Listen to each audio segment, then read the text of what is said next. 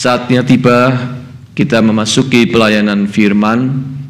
Setelah kita menyampaikan isi hati kita kepada Tuhan melalui doa dan nyanyian, sekarang tiba waktunya Tuhan menyampaikan isi hatinya kepada kita melalui pemberitaan firman.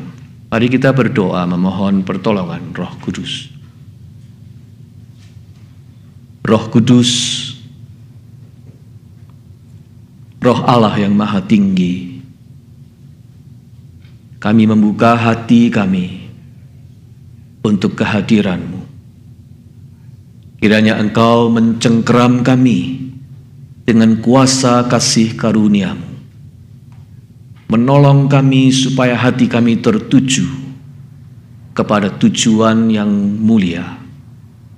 Supaya hati kami terarah kepada suara firman-Mu. Biar firman-Mu bergema di hati kami, dan firman-Mu itu berkuasa dan berwibawa, mempengaruhi cara kami berpikir, mempengaruhi cara kami berbicara, mempengaruhi cara kami mengambil keputusan dalam hidup kami. Roh Kudus, mampukan kami menjadi Kristen yang sejati. Di dalam nama Tuhan Yesus kami berdoa. Amin.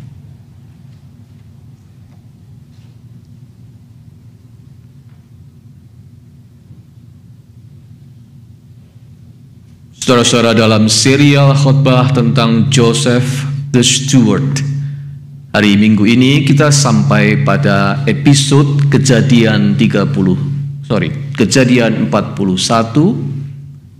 ayat 1 sampai dengan 16. Selama pembacaan firman, saya undang jemaat untuk bangkit berdiri.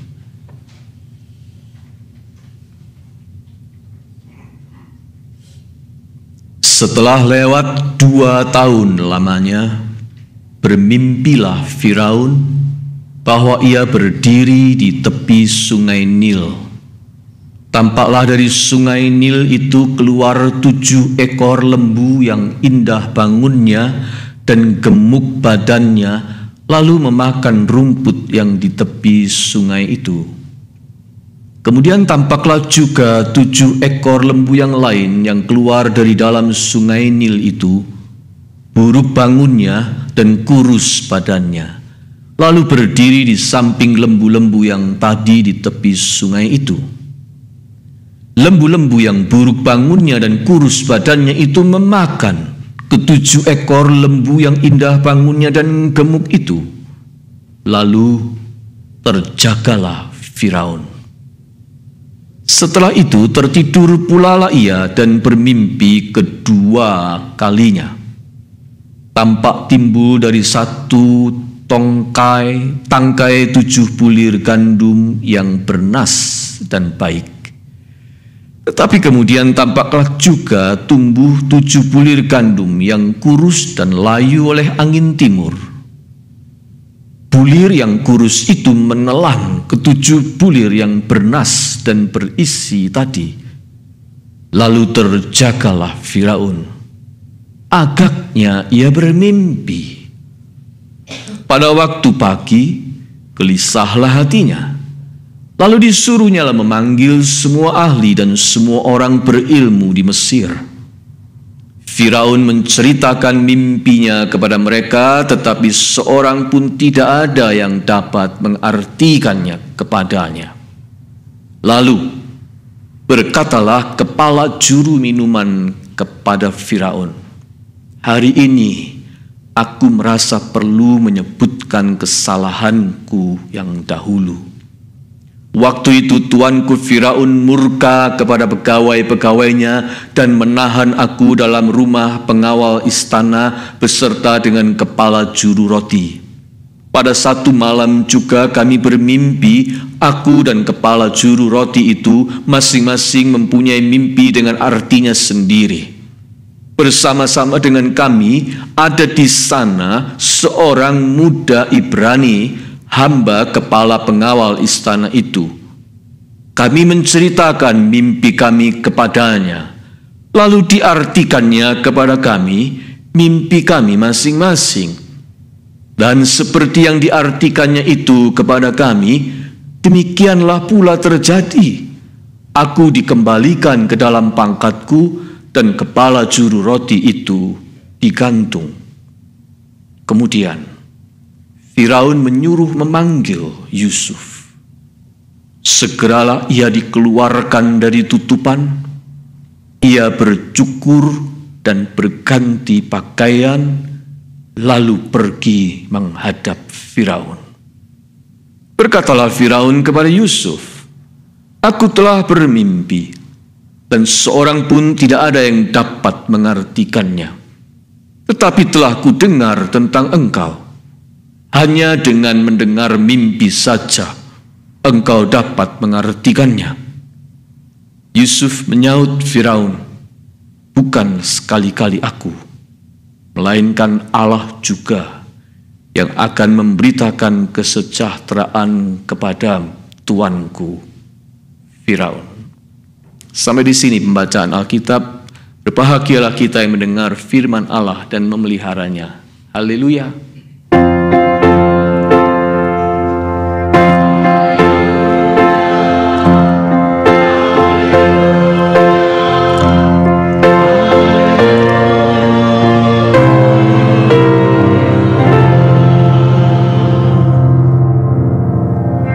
Jemaat, silakan duduk kembali.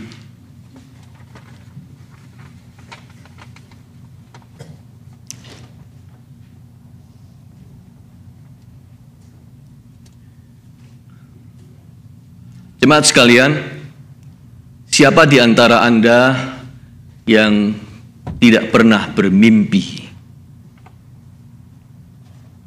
Atau apakah yang ada yang tadi malam tidur dan bermimpi? Saudara, saya kira pasti pernah siapapun kita. Entah itu mimpi indah, entah itu mimpi seram, entah itu mimpi jumpa orang yang sudah meninggal, atau itu mimpi aneh yang seperti tidak ada juntrungannya, atau itu mimpi yang membuat kita terbangun di tengah malam. Mimpi yang setelah kita terjaga lalu kita tidur, ternyata mimpi itu nyambung lagi, mimpi lagi, macam-macam. Termasuk mimpi yang kita tahu kita mimpi, tapi ketika bangun kita lupa kita mimpi apa. Saudara sekalian, dunia mimpi sudah lama menarik minat manusia untuk mempelajarinya. Mulai dari para penafsir mimpi di zaman dulu, sampai dengan para psikiater dari aliran Freudian yang getol menganalisa mimpi secara psikologis. Termasuk para rohaniwan yang mengklaim diri punya karunia bermimpi atau menafsirkan arti mimpi. Para seniman menggubah lagu tentang tema-tema mimpi seperti "Send Me the Pillow That You Dream On". Pembuat film membuat film tentang mimpi, bahkan tentang mimpi di dalam mimpi di dalam mimpi, seperti yang pernah diperankan Leonardo DiCaprio. Para motivator zaman sekarang banyak memakai temuan-temuan tentang cara kerja otak manusia. Cara kerja otak manusia termasuk alam bawah sadar kita untuk memberikan motivasi, mendorong orang mengejar mimpi-mimpinya. Dunia subconscious, alam bawah sadar dan mimpi memang penuh dengan dinamika yang menarik. Itulah mimpi. Pokoknya dunia mimpi tidak pernah surut mendapat perhatian manusia dari zaman ke zaman. Bagaimana dengan Alkitab, saudara-saudara? Alkitab cukup banyak menyebut tentang fenomena mimpi. Ada 65 kali kata mimpi atau bermimpi di dalam Alkitab. Dari 65 itu, 22 kali terdapat di dalam narasi atau kisah Yusuf yang sedang menjadi sorotan kita dalam bulan-bulan ini. 22 dari 65 ada di narasi Yusuf. Dan dari 22 itu ada 10 kata mimpi yang terdapat dalam episode perjumpaan Yusuf dengan Raja Firaun Mesir. Anda lihat, Alkitab menempatkan mimpi atau bermimpi sebagai salah satu cara atau wahana atau kendaraan Tuhan untuk menyatakan dirinya dan menyatakan kehendaknya kepada manusia. Seperti Yusuf, tunangan Maria, ibunda Yesus Kristus, yang mendengar atau melihat sebuah penglihatan mimpi dan dituntun oleh malaikat, sebagaimana bacaan yang tadi dibacakan oleh Ibu Siska. Saya menekankan salah satu. Mimpi adalah salah satu cara Tuhan menyatakan kehendaknya kepada manusia. Salah satu. Supaya kita tidak melebih-lebihkannya. Jangan membuatnya exaggerate. Saudara sekalian, kembali kita dalam cerita Yusuf. Dalam cerita Yusuf ini, mimpi berbicara. Dengan kata lain, Tuhan berbicara melalui fenomena mimpi. Mimpinya siapa saja? Bukan cuma mimpi Yusuf, mimpi Firaun, mimpi juru minuman roti, mimpi juru minuman dan juru roti. Oke. Sekarang ketika Firaun bermimpi, Tuhan sedang berbicara apa? Ketika Firaun bermimpi, Tuhan sedang berbicara, it's time now. It's time now. Setelah lewat 2 tahun lamanya, bermimpilah Firaun. Setelah lewat 2 tahun lamanya. Seperti saya katakan minggu lalu, saudara-saudara, 2 tahun yang lalu, Yusuf memang dilupakan oleh juru minuman raja, yang setelah dia bebas, dia segera lupa pada Yusuf yang menafsirkan mimpinya. 2 tahun lalu Yusuf dilupakan. Tapi andai kata waktu itu Yusuf diingat, Yusuf tidak dilupakan, disebut namanya di depan Firaun, itu juga tidak ada gunanya. Andai kata itu terjadi, tidak ada gunanya. Firaun tidak akan peduli pada seorang budak Ibrani yang tidak related apa-apa dengan kepentingannya. Kalau andai kata waktu itu ia diingat. Tetapi sekarang, setelah lewat 2 tahun, pada saat Firaun bermimpi dan tidak ada seorang pun yang dapat mengartikan mimpinya itu, maka pada saat itu bakat Yusuf mengartikan mimpi menjadi related dengan Firaun, bukan? Itu berarti that's the moment. Itu berarti itulah saatnya Firaun menengok ke arah budak Ibrani yang bernama Yusuf itu. Itulah saatnya Tuhan bertindak. Itulah yang namanya kita bertemu momentum yang pas. Setelah lewat 2 tahun, momentumnya tepat. Saudara sekalian, momentum itu selalu penting dalam hidup kita. Kalau dalam bahasa kitab Pengkhotbah, segala sesuatu indah pada waktunya. Beautiful in its time. Itulah momentum. Sesuatu yang terlalu terlambat tentu tidak baik. Tetapi terlalu cepat juga tidak baik. Yang baik itu yang pas momentumnya. Menemukan momentum. Menghidupi momentum. Itu sungguh-sungguh perkara yang penting.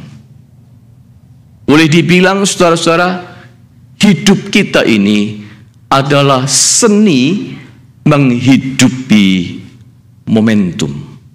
Sebuah art, sebuah seni menghidupi momentum. Dan momentum itu adalah karunia dari atas. Karunia Tuhan. Momentum tidak bisa dipaksakan. Kita hanya perlu lebih peka, lebih sensitif, mengenali tanda-tandanya. Oh, ini saatnya, ini momentumnya. Kita nggak bisa paksa buat dia jadi lebih cepat. Kita tidak bisa paksa mengulurnya menjadi lebih lama. Momentum itu sekali datang, dia datang. Kalau Anda tidak grab it, Anda akan kehilangan momentum itu. Momentum adalah anugerah Tuhan. Kita hanya perlu lebih sensitif mengenali tanda-tandanya. Sekarang kita belajar dari Yusuf, bagaimana dia mengenali tanda-tanda momentum dalam hidupnya.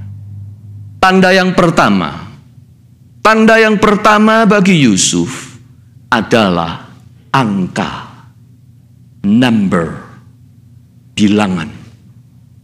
Saudara sekalian, Yusuf harus belajar sensitif dengan angka. Sebab ada kalanya Tuhan itu, saudara-saudara, suka bermain dengan angka. Tuhan itu good at math. Tuhan kita itu very good at math. Oleh sebab itu, dia suka bermain dengan angka. Berkaitan dengan mimpi-mimpi, Yusuf itu belajar mencermati ada satu angka yang signifikan. Di dalam penjara, dia bertemu 2 orang pejabat kerajaan. Kepala juru minuman dan kepala juru roti. 2. Di situ di dalam penjara, dia menafsirkan 2 mimpi. Masing-masing kepala juru minuman dan juru roti punya mimpinya sendiri. Dia menafsirkan 2 mimpi. Sekarang, Firaun Raja Mesir bermimpi berapa kali? Bermimpi 2 kali. 2 mimpi yang mirip sekali. Ayat 5. Dan selang waktu Yusuf dilupakan sampai saat Firaun bermimpi. Berapa lama? 2 tahun. Anda lihat, tidak kebetulan angka 2 itu berbicara. Yusuf tahu, that's the moment. Inilah sekarang waktu yang Tuhan sediakan. Oleh sebab itu, dengan confident, dia menghadap Firaun atas rekomendasi juru minuman raja yang menyadari kelupaannya 2 tahun yang lalu. Lalu dengan mantap, dengan siap, Yusuf menghadap. Perhatikan ayat 14. Kemudian Firaun menyuruh memanggil Yusuf. Segeralah ia dikeluarkan dari tutupan, maksudnya dari penjara bawah tanah. Ia bercukur dan berganti pakaian, lalu pergi menghadap Firaun. Dengan confident dia menghadap Firaun, sebab Yusuf tahu it's time now. Angka 2 itu berbicara kepadanya. Saudara-saudara, ada saatnya doing math dengan Tuhan itu penting. Pergaulan kita dengan Tuhan itu ada kalanya perlu mencermati, perlu mengenali angka-angka yang muncul dalam berbagai cara di dalam hidup kita. Bilangan-bilangan istimewa patut kita cermati. Untuk apa? Untuk menemukan momentum yang Tuhan sediakan. Yesus tampil di publik, terjun dalam ministry tepat di usianya yang keberapa? 30 tahun. Yesus wafat di kayu salib 3 tahun kemudian. Dia dibangkitkan dari kematian pada hari yang ketiga. Angka 3 begitu signifikan bagi Yesus. Musa lari ke Midian pada umur berapa? Umur 40 tahun. Kemudian Musa dipanggil Tuhan melihat semak duri yang menyala pada usia berapa? Pada usia 40 tahun kemudian, usia 80 tahun. Lalu dia memimpin bangsa Israel mengembara di gurun 40 tahun lamanya. Sampai dia tutup usia di puncak gunung pada usia 120 tahun, 40 tahun lagi kemudian. Hidup Musa terbagi menjadi 3 babak 40 tahunan. 40 tahun pertama, 40 tahun kedua, 40 tahun ketiga. Angka 40 signifikan dalam hidup Musa. Anda lihat, Tuhan itu banyak bermain math di dalam hidup manusia. Dia menggunakan angka. Terus terang, saudara-saudara, sadar atau tidak, hidup kita ini cukup banyak bergaul dengan numbers, bukan? Ada orang yang berkata, saya harus lulus sarjana umur sekian. Ada orang yang komit di usia segini, minimal saya sudah harus menabung uang sekian. Ada orang yang mentargetkan di usia berapa dia harus menikah. Ada orang yang berkata, umur berapa, umur sekian, saya sudah harus punya rumah sendiri. Atau orang yang berkata, kalau diperkenan Tuhan, saya mau punya anak berapa. Atau kapan saatnya usia pensiun saya yang terbaik. Atau sampai berapa lama lagi saya mau stay di negeri rantau ini, bagi yang punya niat untuk kembali ke tanah air. Kita semua ini bergumul dengan numbers, angka.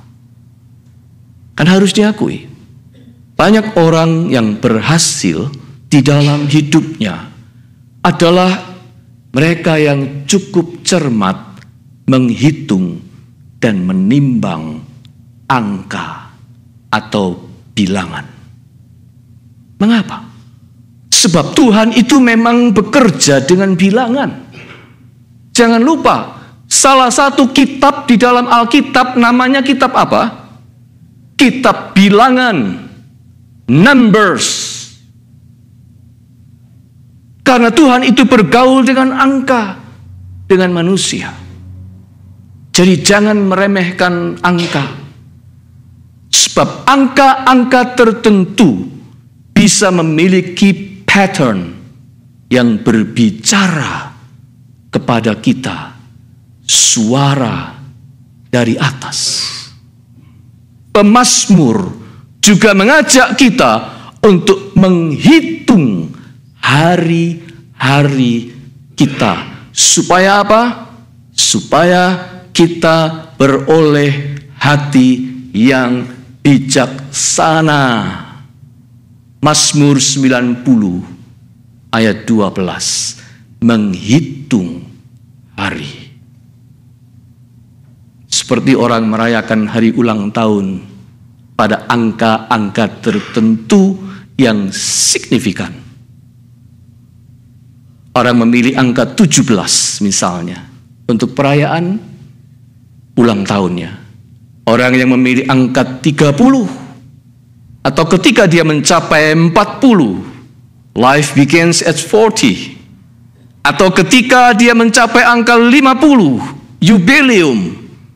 Atau ketika dia mencapai angka 60. Hari ini Ibu Gina memperingati angka 60 di dalam hidupnya. Tahun-tahun perjalanan hidupnya. Ada orang yang merayakan pada saat 70. Ada orang yang merayakan bonusnya ketika bisa mencapai 80, bahkan 90. Untuk menandai apa?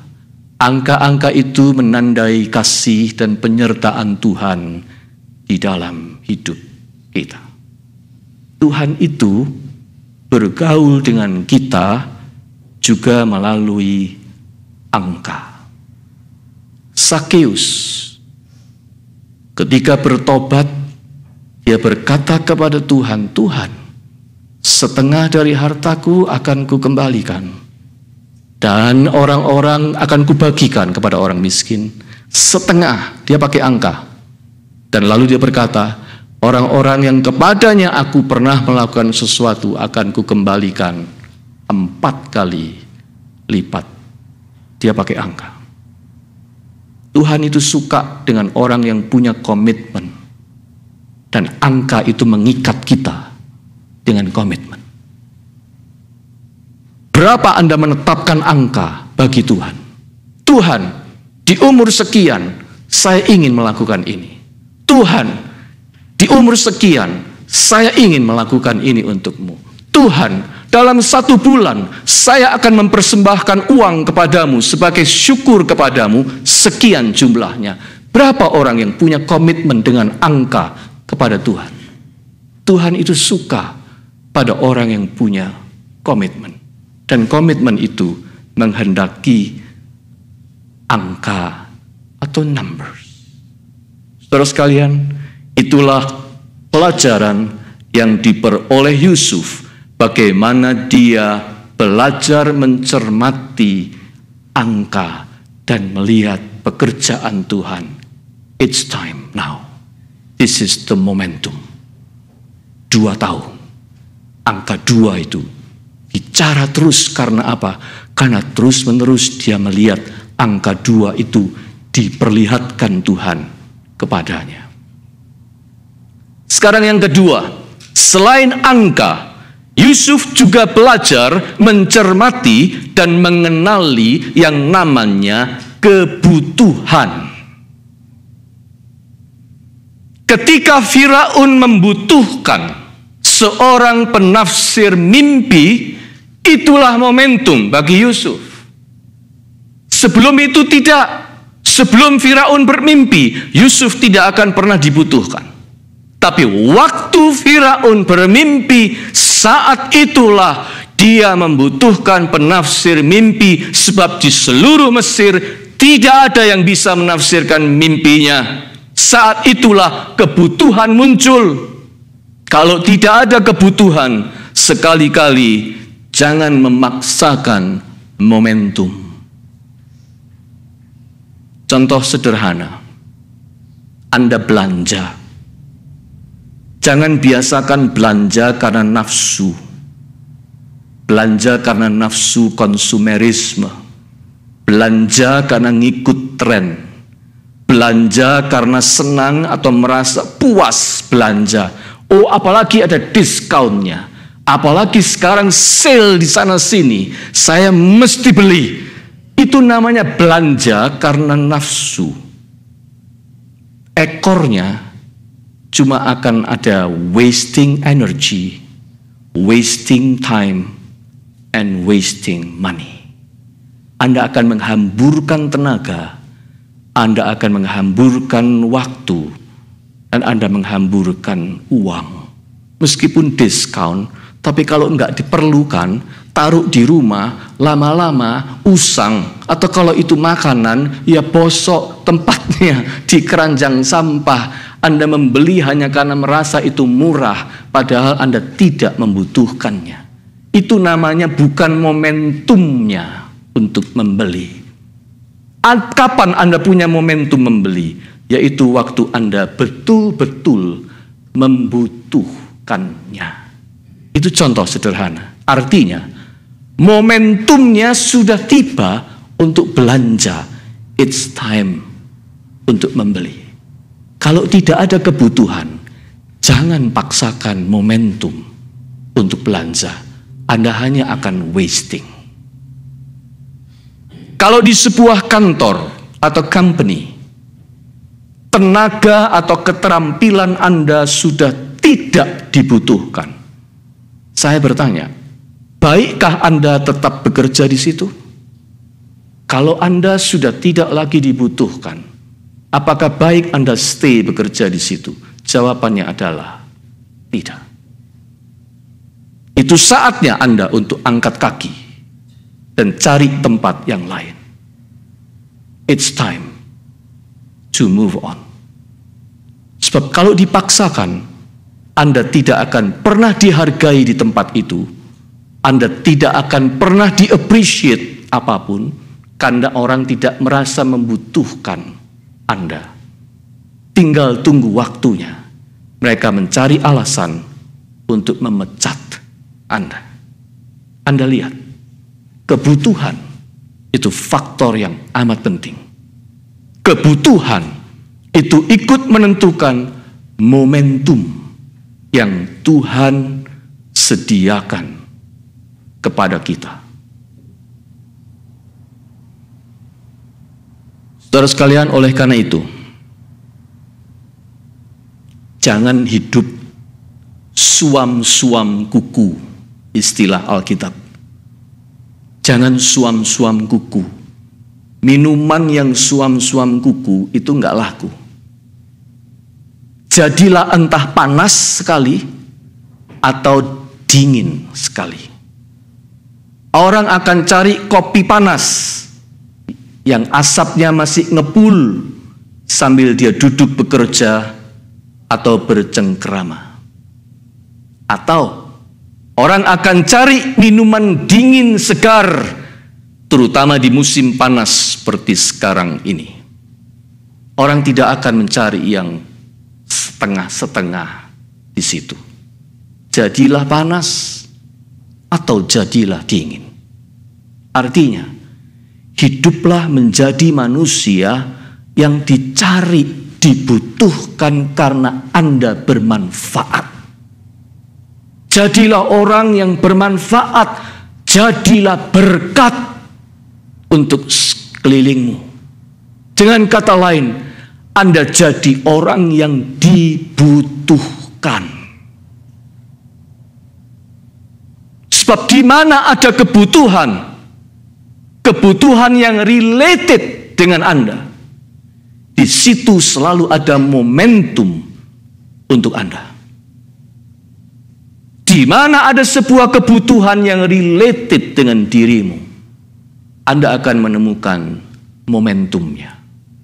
Itulah prinsip yang Tuhan ingin ajarkan kepada Yusuf dan juga kepada kita semua. Belajarlah, berjuanglah untuk hidup menjadi orang yang dibutuhkan. Dibutuhkan pendapatnya, karena Anda punya pendapat yang cemerlang dan positif. Dibutuhkan buah pikirannya karena buah pikiran Anda kreatif dan menarik.